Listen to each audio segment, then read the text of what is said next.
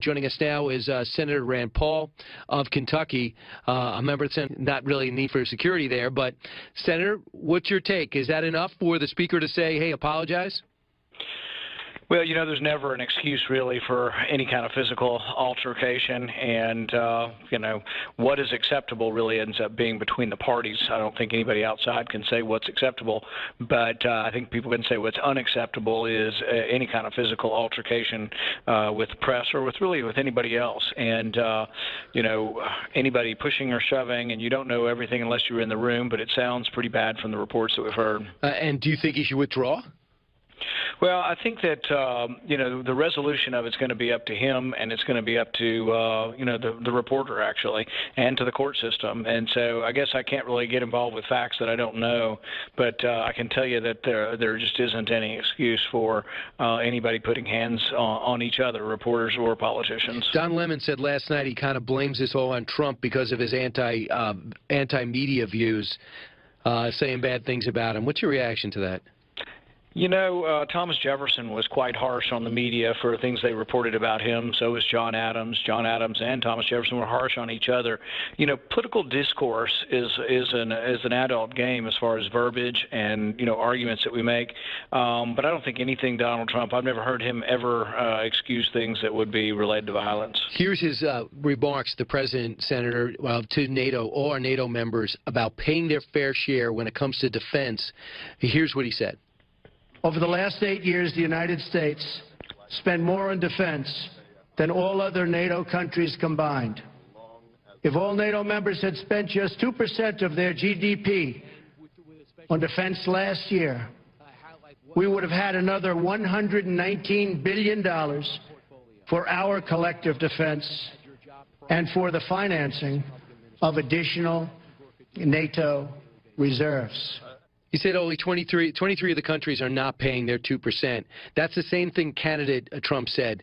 Is that the right tone for the first meeting with NATO members who were already questioning the President's commitment to the alliance? Absolutely right. I say hoorah. Good job, Mr. President. They need to be told that. And interestingly, I saw a quote the other day that said even President Obama had called some of the NATO allies freeloaders for basically relying on us to do everything and pay for everything. Not only that, look at the UN. We pay for 25% of the UN and have one vote. So, yes, I do think it's high time that our allies pay more. And it doesn't have to be something that makes relations worse, but it should be that they're put on notice. We expect more from them. And so, absolutely. We'll have a $500 billion deficit in our country this year, and we have a $20 trillion deficit. So by all means, our allies need to pony up and pay more. So I'm watching a lot of this John Brennan's remarks yesterday when he was in, or 2 days ago when he was in a public hearing in front of the House. And one of the questions, you know, he was asked, he says, listen, we knew the Russians were involved. We told the President. In fact, I told my counterpart, back off. It's going to backfire on you. Stay out of our elections. And they continued. Mike Morrell heard this and said this morning on CBS, Cut 29. Mike Morrell is former acting director of the CIA. So what struck me, Charlie, is that the U.S. government was concerned enough last summer about Russian interference in the election that they had the CIA director make contact with his Russian counterpart and tell them to stop. And the Russians clearly didn't. So my question is, what did the Obama administration do after that, after they learned that the warning had fallen on deaf ears? Well, it appears they did nothing. It appears they did nothing. Is that something that you were thinking about, too? Well, I think the whole situation, it's easy to determine that there was bad actors, and bad actors like Russia are trying to interfere in our election. I think we all kind of accept that. Figuring out what to do is more difficult. You know, you can call them and tell them to back off, but obviously that didn't work. You can have other diplomatic ways of trying to push back on pressure. But ultimately, I think what it tells us, and the one thing we do need to spend some money and time and effort on, is we have to have cyber security. We have to have protection of our own data. The Clinton campaign wasn't very good at it. The Republican campaign turned out they were a little bit better about opening attachments that they were sent. And so we do have to protect ourselves. And I think that in this world of cyber espionage, that goes without question. Can we make other bad actors behave? No, it's a little harder. In fact, if they're a bad actor by their very nature, they're probably going to continue to do these things. So we have to protect ourselves. But it's not only that. I mean, we have cyber espionage and commercial espionage from China and all other places. And the rule of thumb that I put forward is that anybody that can spy does, including our country.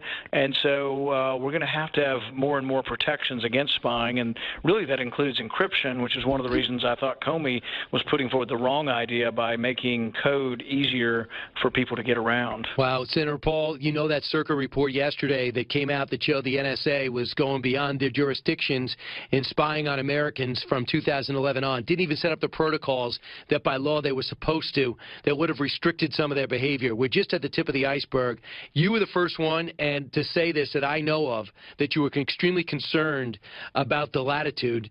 What's your reaction from this Circa report? This report is alarming for a couple of reasons. One, they weren't obeying their own rules on searching Americans' private phone call data and perhaps even conversations. The other thing that should concern everybody is we're not talking about 10 Americans. We're talking about millions of Americans. Imagine this. There's this enormous cable running under the Atlantic, or maybe it's a satellite transmission. Everything going out and coming in can be sucked up. We have computers so powerful that every bit of information going into that cable can be sucked out. And what they suck out is conversations with people they're interested in, but also they suck out let's say you're a reporter at Fox News and you're writing a story and you have the word Assad in an email to your reporter in Syria, that's been sucked out and you are now in their data system, and they can search Brian Kilmeade and find out your information, even though you're in the press. I guarantee, in fact, who are the people who probably list in their transmission specific names more than anybody else? Like the word Baghdadi, the guy that's the head of ISIS, who's going to write that? Probably not cousins are writing that. There might be, but the press is probably doing that all the time. So every transmission, every time you say that, it's being gobbled up by the NSA and looked at. Right. And if they're not protecting you as a member of the press or protecting you as an American, that's a real problem. And it looks like the Obama administration was not protecting people well. Senator, I know that everyone was has been pretty happy with this trip, even President Trump detractors. One thing was a red flare for you. You don't love the $109 billion arms deal to Riyadh. Why? I'm concerned about where the weapons go once they get to Saudi Arabia. One of the things that came out of WikiLeaks was Hillary Clinton's comment to Jonathan Podesta. She wrote him and said, we need to put pressure on Saudi Arabia and Qatar because they're supplying arms and financial assistance to ISIS and other radical Sunni factions in the war. That should scare the heck out of us. It's somebody that we think is that big ally that we're giving $350 billion worth of weapons to. In a private email, Hillary Clinton was acknowledging that some of those weapons and some of that money was going directly to ISIS and to radical Sunni groups. That's a real problem for me, and there ought to be some indication that the behavior is changing. My other problem with it is I think it feeds an arms race. When Iran sees all of these weapons being purchased by Saudi Arabia, what is their response? It's to increase their weapons arsenal as well. So I think it pushes and ratchets up the arms race in the Middle East. So we have a leak problem. Not only is the president's conversation with the Filipino leader now out in public, as well as his comments about North Korea in the Oval Office out in public, but Theresa May is angry that some of the investigation got into our papers that was shared with intelligence agencies. What's your message to American intelligence agencies? You know, I want them to spy on the enemy. I want even our domestic agencies to eavesdrop on people for whom they have a warrant from a judge with a name on it. See, I've never been against collecting information. If you have someone's name and you have probable cause, some kind of evidence that links them to a crime, you can usually get a warrant. What I don't want is all of Chicago's information or all of Nashville or where I live, all of Bowling Green. I don't want all of the information of everybody's phone call sucked up into a massive computer that can be searched for Americans without a warrant. And that's my big beef. Senator Rand Paul, thanks so much. Appreciate it. Thanks, Brian.